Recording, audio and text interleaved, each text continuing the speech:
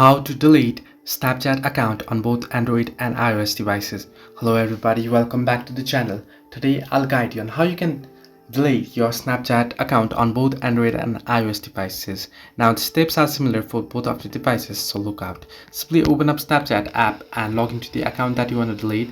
You'll get an interface like this. What you want to do is tap on the profile icon at the top left corner of the screen and you'll be headed to your profile. Now once here at the top right corner you'll find settings icon or the gear icon along with the share icon. Simply tap on the gear icon there or the settings icon and you'll be headed to settings. Now what you have to do is scroll all the way down below until you find the option I need help.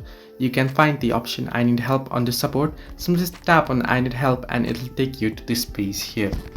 Now here under Snapchat support, what you want to do is tap on managing my account option, and once you do it you can see the second option there, delete or reactivate my account. Simply tap on delete or reactivate my account here and again tap on how do I delete my Snapchat account.